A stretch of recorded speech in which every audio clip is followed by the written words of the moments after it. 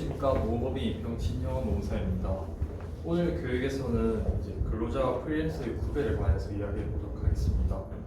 근로자와 프리랜서의 구별은 이제 각종 사업장에서 이제 공통적으로 임금 체불이라든지 이제 해고, 심지어는 이제 육아휴직 등의 노사 분규 사항이 발생해서 그러한 사항이 이제 노동청에서 이제 진정이 제기됐을 때 이 노무제공자가 이제 과연 근로자에 해당하는지 이런 문제를 먼저 판단하기 때문에 중요한 사항이라고 할 수 있습니다. 이제 본격적으로 이제 근로자와 프리랜서의 구별에 관해서 이제 이야기해 보도록 하겠습니다.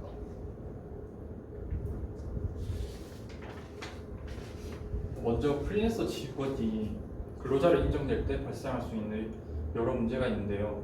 이제 첫 번째로 이제 네일샵, 미용실, 헬스장 이런 다양한 업종에서 이제 사업주분들이 이제 세금이나 4대 보험료를 절감하면서 이제 인건비를 절감하기 위해서 이제 형식적으로 프리랜서 직원을 채용하는 사례가 빈번하게 발생하고 있습니다.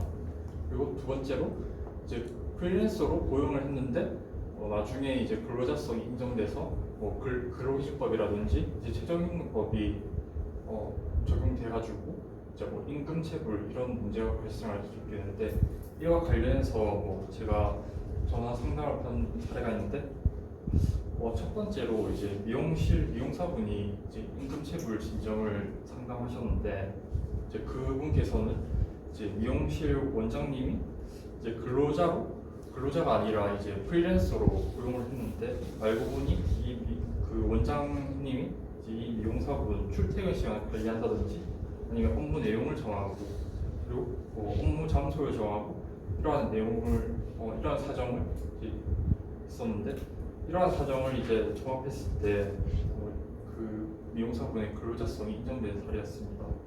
그리고 이제 자동차 대리점에서 이제 프리랜서로 일을 하시는 이제 카 딜러분이 있으셨는데 이분의 그 점주님께서는 이제 카 딜러들을 상대로 이제 사규를 이제 적용하고 있었는데 이 사규에서는 이제 그 카 딜러분들의 출퇴근 시간도 관리하고 업무 내용이라든지 업무 장소 심지어는 복장까지 규율하는 사례였습니다. 이러한 사례에서도 이제 근로자성이 인정되는 사례였습니다. 이제 마지막으로 이제 해고 제한의 문제가 있는데 이제 실제로도 헬스장 같은 데서 이제 프리랜서로 고용한 직원분들이 이제 근로자성이 인정돼서 부당해고 구제 신청이 들어가는 사례도 있었습니다. 결국에는 이제 근로자성을 그 사업주분들이 이제 프리랜서를 고용하실 때는 이제 근로자성을 인정한 표지를 지향하시고 이제 업무 위탁 관계의 실질을 갖출 필요가 있고 그러지 못한 경우에는 노동관계 법령에 준수가 필요하다고 할 수 있습니다.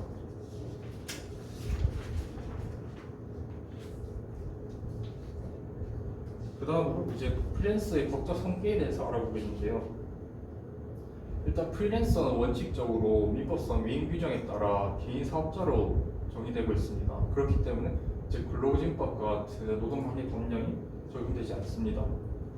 따라서 민법상 위임 규정에 따라 개인 사업자와 이제 사업주 간의 법률 관계가 규율되는데 민법 689조 1항에서는 이제 각 당사자는 자유롭게 이제 위임 계약을 해지할 수 있기 때문에 근로기준법상의 해고 제한 규정이 적용되지 않습니다. 또한 민법상 위임 규정에서는 이제 보수의 최저한도가 정해져 있지 않고 이제 근로기준법이나 최저임금법이 적용되지 않기 때문에 이제 최저임금을 하회하는 보수를 약정하더라도 이제 법 위반이 아니라고 할 수 있습니다. 그리고 근로자는 이제 사업주의 지휘 감독하에서 이제 업무를 수행하는데 이와 달리 이제 프리랜서나 개인 사업자는 업무 독자성이 인정되는 특징이 있습니다.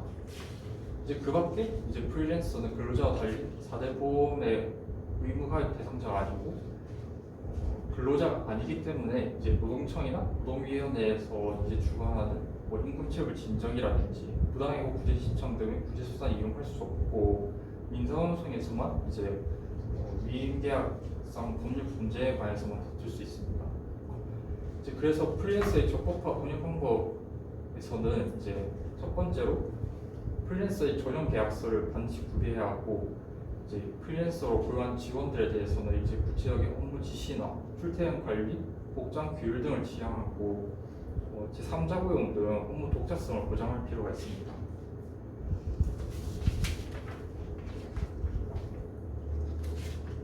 네, 다음으로 이제 이번 강의에서 핵심적인 부분이라고 할 수 있는데 이제 프리랜서와 근로자의 구별에 있어서 근로자성 인정 기준이 중요한 핵심이라고 할 수 있습니다. 대법원에 의하면 이제 근로자는 사용자와 종속적인 관계에 있는 자로 정의하고 있습니다. 여기서 종속적인 관계에 있는지 여부는 대법원이 세부적인 판단 기준을 제시하고 있는데 첫째로 업무 내용을 사용자가 정하고 취업 규칙이나 공무 규정 등의 적용을 받으며 업무 수행 과정에서 사용자가 지휘 감독하는지 여부입니다. 이러한 지표는 이제 직원이 사교육 교육을 받고 사업주에게 업무 보고를 받으며 사업주가 이제 직원에게 업무 피드백을 하는 경우라고 할 수 있기 때문에 구체적인 업무 지시가 있다고 할 수 있는 경우입니다.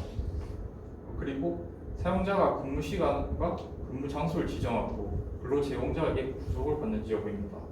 이 지표 또한 이 위에서 말한 이 지표와 결을 같이 해서 구체적 업무 지시가 있다고 볼 수 있습니다.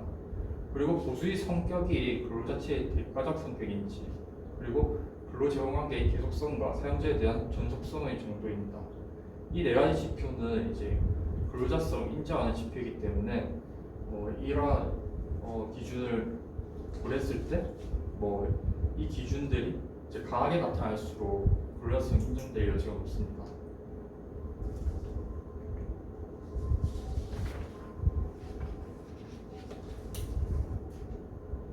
그리고 이제 근로 제공자가 스스로 깊은 원자재나 작업 도구 등을 소유하거나 제3자를 고용한 업무를 대행해야 하는 등 독립하여 자신이 계산으로 사업을 영위할 수 있는지 여부입니다. 이 경우는 이제 프리랜서 직원이 이제 자기 소유의 작업 차량을 들고 와서 일을 한다거나 자신이 고용한 근로자를 데려와서 일을 하는 경우라고 할 수 있습니다. 그리고 근로 제공을 통한 이윤 창출과 손실 초래 등 위험을 스스로 부담하는지 여부입니다. 이 지표는 이제 사업주의 특징을 일면적으로 보여주고 있는데 이제 프리랜서 직원분이 이제 사업 리스크를 스스로 부담하는지 여부입니다. 이 두 가지 지표는 이제 사업주의 특성을 나타내기 때문에 이러한 지표들이 강할수록 근로자성이 부인될 가능성이 높습니다. 그 밖에 기본급이나 보장급이 정해져 있는지, 근로소득세를 원청 징수하는지, 그리고 4대 보험에서 이제 근로자로 인정되는지 여부입니다.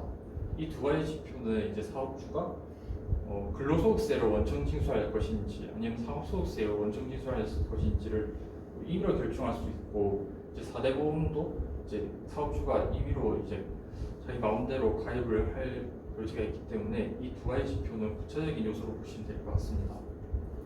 이러한 지표들을 종합적으로 고려했을 때 근로자성이 인정되는 경우에는 이제 근로기간이 1년 이상인 때는 이제 퇴직급여를 보장해야 되고, 그리고 연차휴가를 보장해야 되면 최저임금 이상의 임금을 보장할 필요성이 있습니다. 그 밖에 이제 근로계약서와 임금 명세서 작성 및 교부 임무가 사업주에게 주어집니다.